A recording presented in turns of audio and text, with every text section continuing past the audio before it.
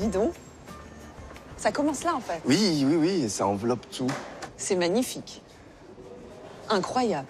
Ah oui, oui, parce qu'on sent déjà qu'il a bien vécu, quoi. Et donc, on est sorti du tableau, on est arrivé dans la forêt. Comment le projet est né? Alors, le projet est né. En fait, au départ, les designers de l'intérieur, ils avaient prévu juste un rectangle de mur végétal ici. Non. J'ai compris qu'il y avait ces ponts qui traversaient, et je leur ai dit, mais écoutez, pourquoi est-ce qu'on fait pas quelque chose qui enveloppe? Sauf qu'il y a encore un bout dehors qui doit être fait, et 8 ans après, on va enfin le faire, ils ont les autorisations. Moi, ce que j'aime beaucoup dans ton travail, c'est que la forme est organique, la forme parle, mais à l'intérieur de cette forme-là, il y a un vrai dessin. C'est un mélange de tableaux, de sculptures, enfin une sorte de bas-relief, mais vivant, c'est-à-dire que ça évolue.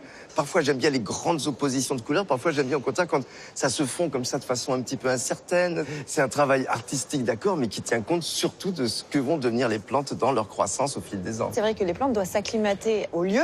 Et par exemple, ici, on le sent, il y a la climatisation, ce qui n'est Oui, pas naturel pour une plante. Bah oui, regarde ce qu'il y a de fantastique, elles sont quand même résistantes, les pieds de chéri. Ah ouais. Tu vois, les souffles, vous avez tous les trucs de climatisation qui sortent du oui. mur. Et les plantes s'en fichent. Tout le monde me dit, mon Dieu, mais Bah oui. vous allez voir la climatisation. Ça va être horrible. Mais Ouais. du moment qu'on leur donne ce qu'il faut comme eau, comme minimum de sels minéraux, comme lumière et surtout le bon emplacement, à partir de là, elles peuvent subir beaucoup de contraintes qui ne les gênent absolument pas. C'est mieux de les connaître un peu. Hein. Il vaut mieux les connaître. Il faut quand même être expert. Et combien de variétés?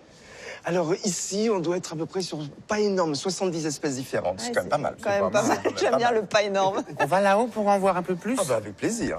Allez.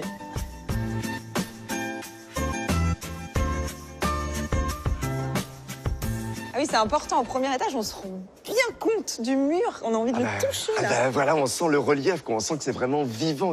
On a dépassé le stade tableau, quoi. C'est Ah ouais. un fragment de jungle qui est parmi nous, là. Et quand vous l'imaginez, vous pensez justement à mettre, par exemple, les plantes en hauteur qui vont prendre du relief et qui vont être difficiles à entretenir. J'imagine qu'on ne va pas les mettre tout en haut, justement, à les mettre tout en bas.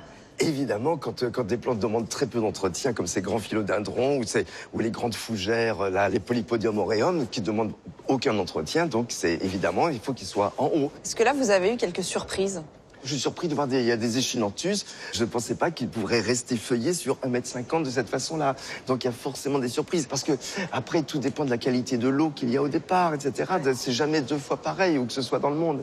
Il paraît, je ne sais pas si c'est une légende, que de temps en temps, ça dégouline dans les assiettes des gens qui sont juste en bas au Alors, restaurant. Est-ce non, que c'est vrai? non, au début, ça avait été le cas. C'est pour ça qu'après, il a fallu réduire le temps d'arrosage et mettre des arrosages plus fréquents. C'est-à-dire, par exemple, si on a un arrosage qui dure 5 minutes, dans ces cas-là, effectivement, s'il y a une feuille qui fait gouttière, il peut y avoir de l'eau qui tombe. Donc, l'idée, ça a été de faire des arrosages qui durent à peu près 1 à 2 minutes maximum, mais qui sont un petit peu plus fréquents. Comme ça, l'eau n'a pas le temps de faire gouttière. En tout cas, c'est somptueux. C'est très beau. Ça donne envie d'en avoir un chez soi.